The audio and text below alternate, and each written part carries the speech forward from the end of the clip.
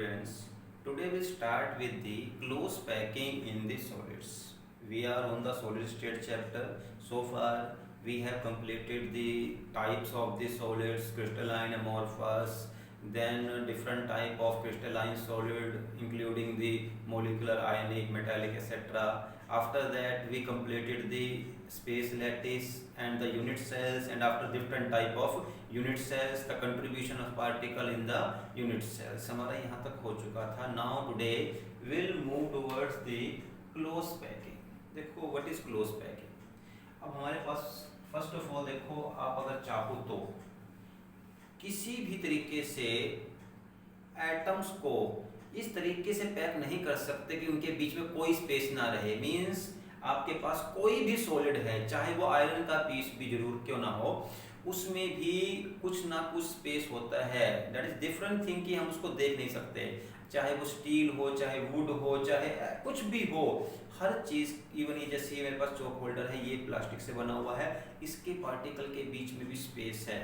तो हर पार्टिकल के बीच में एक स्पेस होता है. और वो स्पेस क्यों होता है, उसका रीजन ये है कि हम पार्टिकल का मतलब क्या हुआ, एटम. चाहे वो मॉलिक्यूल हो, वो भी एटम से बना होगा. तो मींस मेन तो क्या हुआ, एटम. अब एटम देखो किस चीज से मिलके बना होता है. एटम की स्ट्रक्चर क्या होती है, राउंड, स्फेरिकल. अब स्फेरिकल स्ट्रक्चर को आप जब ये ऐसे कर दिया, अब इसके बाद और पैकिंग करो. अगर आप इसको कितना मर्जली क्लोज पैक करो, कितना भी, जितना जोर लगा सकते हो, ये स्पेस तो रहेगा. आपके पास मान लो बहुत सारी बॉल्स पड़ी हुई हैं, आप उन्हें ट्राई करो कि क्लोजली पैक करना है कि एक बॉल दूसरी बॉल को टच करती रहे जितना पॉसिबल हो सके, तब भी उनके बीच में कुछ ना कुछ स्पेस रहेगा. दैट्स वाई हमें अब यहाँ पर इस टॉपिक में यही डिस्कस करना है कि किस किस टाइप की क्लोज पैकिंग हो सकती है, ठीक, और किस क्लोज पैकिंग में कितना स्पेस कवर हो सकता है. यही हमारा एक टॉपिक रहेगा, ठीक. अब इसमें देखो भाई, सबसे पहले जो हमें करना है that is what is close packing. सबसे पहले डेफिनेशन ही होती है कि व्हाट इज क्लोज पैकिंग. सी है, आपके पास पार्टिकल्स हैं, ये रहे. आपने पार्टिकल को एक तो इस तरीके से अरेंज किया, एक पार्टिकल्स को अरेंज करने का तरीका ये हुआ, ये. अब देखो क्या फर्क है दोनों में. इसमें जितना मैक्सिमम पॉसिबल था पार्टिकल्स एक दूसरे के नजदीक हैं, तो इसे हम कहेंगे क्लोज पैकिंग. और यहाँ पार्टिकल्स के बीच में डिस्टेंस है, that's why it is not an example of close packing. It is an example of close packing because there is minimum space between the particles. Particle के बीच में मिनिमम टू मिनिमम स्पेस है. तो जब एक ऐसे type की packing जिसमें स्पेस मिनिमम टू मिनिमम हो बिटवीन द पार्टिकल्स और मैक्सिमम स्पेस कवर कर लिया गया हो, पार्टिकल्स जो हैं वो मैक्सिमम स्पेस कवर करें, उसे कहते हैं हम क्लोज पैकिंग. अब देखो वैसे तो कहीं पर भी जाएं हम यूनिवर्स में या अर्थ के ऊपर, कहीं पर भी हर चीज क्या है, 3 डायमेंशनल. और सॉलिड्स भी क्या होते हैं, 3 डायमेंशनल. बट जो सिलेबस की रिक्वायरमेंट है, जो आपको दिया है बुक्स में, हमें स्टार्ट करना पड़ेगा 1 डायमेंशन से. इसमें 1 डायमेंशन क्लोज पैकिंग भी दी हुई है, 2 डायमेंशनल भी दी हुई है और 3 डायमेंशनल भी. ऑल्दो 95% चांस यही है कि जो क्वेश्चन आएगा वो आपका 3 डायमेंशनल से ही आएगा. बट फिर भी हो सकता है कोई MCQ में कुछ पूछ ले 2 डायमेंशन से भी, तो हमें 1, 2 दोनों डायमेंशन भी करनी पड़ेगी.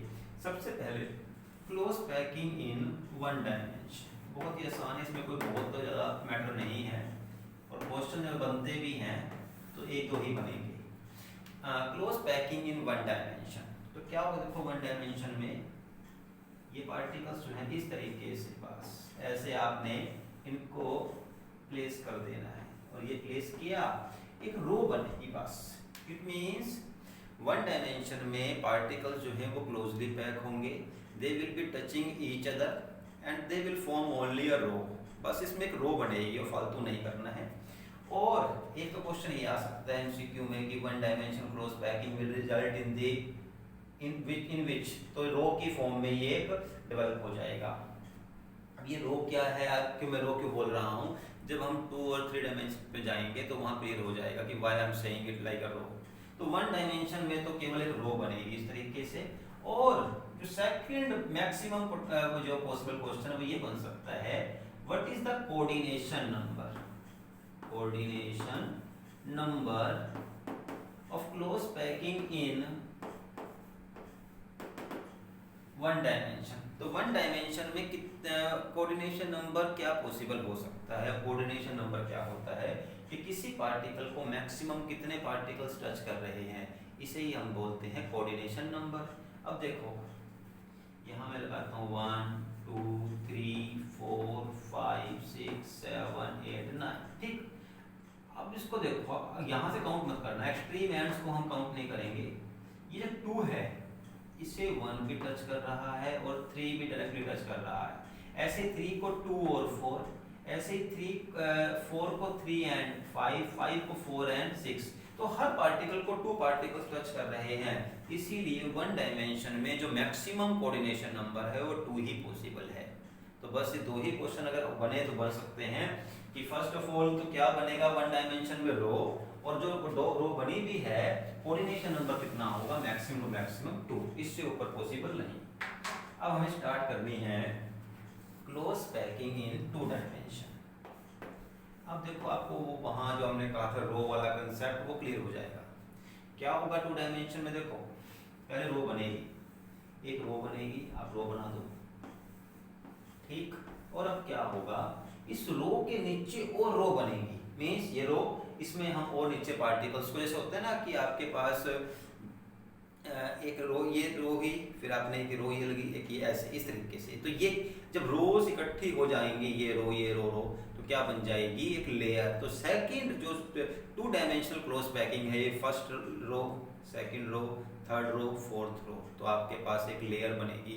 तो सेकंड जो या फिर आपके पास 2 डायमेंशनल क्लोज पैकिंग है, उसमें हमारे पास लेयर की फॉर्मेशन होगी, लेयर की। But 2 dimensional close packing 2 types की होती है। First type is square close packing, square close packing. अब ये स्क्वायर क्लोज पैकिंग क्या होती है वो देखना है हमें। देखो अगर जो अलग अलग रोज के पार्टिकल है, जैसे फर्स्ट रो है और सेकंड रो के पार्टिकल एग्जैक्टली फर्स्ट रो के नीचे हैं, बिल्कुल एग्जैक्टली ये, ऐसे ही थर्ड रो जो है वो सेकंड रो के बिल्कुल नीचे आती है, ठीक। ऐसे ही ये फोर्थ रो बिल्कुल थर्ड रो के नीचे। तो देखो जरा ध्यान दो, इसमें क्या हो रहा है, जैसी लेयर ये है ऐसी लेयर बाकी नीचे वाली बनी हुई है, ये बिल्कुल ऐसी बनी हुई है। तो अगर इसको मैं ए लेयर बोलता हूं तो ये भी इसकी जैसी ही होगी, ए, ये भी ए, इसीलिए इस स्क्वायर क्लोज पैकिंग को हम बोलते हैं ए टाइप क्लोज पैकिंग। ए टाइप क्लोज पैकिंग की सभी एक जैसी रो आ जाती है, ठीक। अब इसे हम स्क्वायर क्यों बोलते हैं? सबसे बड़ी बात कि why this type of close packing is known as square close packing. तो उसका रीजन ये है कि आप कोई पार्टिकल ले लो, जैसे ये वाला पार्टिकल ले लिया, ये वाला। अब देखो इस पार्टिकल को कितने पार्टिकल डायरेक्टली टच कर रहे हैं, 1 2 3 एंड 4। एक पार्टिकल ये टच कर रहा है, एक ये, एक ये, एक ये, मैक्सिमम 4 पार्टिकल से टच कर रहे हैं। अब इन सब 4 पार्टिकल्स के जो सेंटर का जो एंड है उन्हें आप ज्वाइन कर दो, सेंटर का एंड सेंटर का एंड, क्या बना आपका एक स्क्वायर बन गया है। That's why it is known as square close packing, ठीक। तो स्क्वायर क्लोज पैकिंग में बिल्कुल जैसे मान लो ये एक रो है, उसके ऊपर ऐसे रो प्लेस कर दी, फिर इसके ऊपर ऐसे इस तरीके से प्लेस की हुई है। अब ये एक लेयर है, ठीक, बिल्कुल एक जैसी इस तरीके से, इसे बोलते हैं हम स्क्वायर क्लोज पैकिंग। बट इससे भी ज्यादा एफिशिएंट एक और टाइप की क्लोज पैकिंग पॉसिबल होती है 2 डायमेंशन में ही, उसे बोलते हैं हम hexagonal close packing. Hexagonal close packing इससे ज्यादा वो एफिशिएंट होगी। अब देखते हैं कैसे। देखो मान लीजिए आपके पास ये पार्टिकल्स हैं,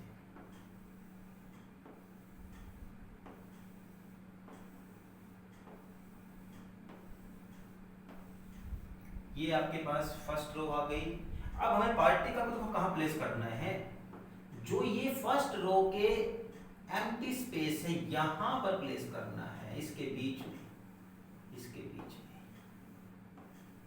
इस तरीके से पार्टिकल्स को आपने इसके डिप्रेशन में या वैकेंट स्पेस में प्लेस करना है। ठीक, ये रहा, ऐसे ही ये। और तो थोड़ा बहुत देखो मुझसे ये पार्टिकल थोड़ा छोटे मोटे बन रहे हैं, साइज में फर्क आ रहा है, बट वो इतना मैटर नहीं है। हमें ड्राइंग नहीं करनी है इसकी वहाँ एग्जाम में भी, और तो अगर आप अच्छा बना सकते हो अच्छी बात है। ठीक, देखो यहाँ ट्राई करो कि इनको टच कर दो, आप जहाँ तक टच नहीं हो रहे टच कर दो। अब देखो इसे हम स्क्वायर क्लोज पैकिंग के बजाय हेक्सागोनल क्लोज पैकिंग क्यों बोलेंगे? फर्स्ट ऑफ ऑल देखो इसमें ना ज़्यादा स्पेस कवर हो रहा है। जैसे आप देखा होगा कि एग क्रेट्स होती हैं, उसमें जो फर्स्ट लेयर है वो दूसरी लेयर के बिल्कुल जहाँ एम्प्टी स्पेस है वहाँ रखते हैं, उसमें ज़्यादा स्पेस कवर होता है। तो हेक्सागोनल जो है इसमें ज़्यादा स्पेस कवर होगा, और वो इसके कोऑर्डिनेशन नंबर से भी क्लियर हो जाएगा। देखो फर्स्ट ऑफ ऑल इसमें क्या हुआ, in the two dimensional hexagonal close packing the particles of second row are placed in the particle in the space of first row की स्पेस में सेकंड रो, और सेकंड रो थर्ड रो के particle second row की space में आएंगे, बिल्कुल उसके नीचे नहीं आएंगे। अब देखो जैसी लेयर ये थी ये इससे अलग है, देखो ये वाला पार्टिकल यहाँ है, ये वाला पार्टिकल इसके नीचे वाला पार्टिकल यहाँ है, इसको हम बी बोलेंगे। बट जो फर्स्ट थर्ड लेयर है वो बिल्कुल फर्स्ट जैसी हो जाएगी, दैट्स वाई इसको फिर ए बोलेंगे। फिर ये जो लेयर बी है जैसी ये है वैसी लेयर ये बनेगी, इसको हम बी बोलेंगे, दैट्स वाई इसको हम ए बी टाइप की क्लोज पैकिंग बोल सकते हैं। और इसको हम हेक्सागोनल क्यों बोल रहे हैं? हेक्सागोनल इसलिए बोलते हैं, मान लीजिए आप कोई भी पार्टिकल ले लो, ये वाला ले लेते चलो, ठीक, ये पार्टिकल लिया। अब देखो इसको डायरेक्टली कितने पार्टिकल टच कर रहे हैं, 1, ये कर रहा है देखो डायरेक्टली, 2, 3, 4, 5, 6, देखो ये सब इसको 6 पार्टिकल्स टच कर रहे हैं और ये बनाएंगे hexagon. That's why this type of close packing is known as hexagonal close packing, क्योंकि जब किसी एक पार्टिकल को जो पार्टिकल टच कर रहे हैं उनके सेंटर्स को अगर हम मिलाते हैं तो आपके पास एक हेक्सागोनल स्ट्रक्चर बनती है। और इसमें कोऑर्डिनेशन नंबर होता है 6, क्योंकि वहां देखो 4 था और यहाँ कोऑर्डिनेशन नंबर 6 है, और इससे प्रूव भी हो जाता है कि ये मोर स्पेस जो है वो कवर करेगा as compare to the square close packing. ठीक, तो इस तरीके से 2 डायमेंशन में 2 टाइप की क्लोज पैकिंग पॉसिबल हुई। एक पॉसिबल हुई आपके पास स्क्वायर क्लोज पैकिंग और दूसरी हुई हमारे पास हेक्सागोनल क्लोज पैकिंग। अब इसके बाद जो 3 डायमेंशन जो असल में आने वाली है एग्जाम वगैरह में, उसे करने से पहले मैं आपको एक वीडियो एनिमेशन सेंड करूंगा, उसके बाद ही हम इसको डिस्कस करेंगे, क्योंकि मैं अगर इसको यहाँ पे ट्राई करता हूँ उतना समझ नहीं आएगा। तो इसको मैं क्योंकि 3 डायमेंशन ही मेन है, सबसे बड़ी क्लोज पैकिंग वही है, उसी बेसिस पे क्वेश्चन है। तो इन्हें डिस्कस करने से पहले मतलब कि 3 डायमेंशन करने से पहले हमें उसका ना पूरा एक एनिमेशन आना चाहिए, क्योंकि 3 डायमेंशन यहाँ पर मैं ड्रॉ नहीं कर पाऊंगा, करता भी हूँ तो समझ नहीं आएगी। ठीक, तो मैं 2 डायमेंशन को नेक्स्ट वीडियो में डिस्कस करता हूँ और उससे पहले आपको एक एनिमेशन सेंड करता हूँ मैं। ठीक है, थैंक यू।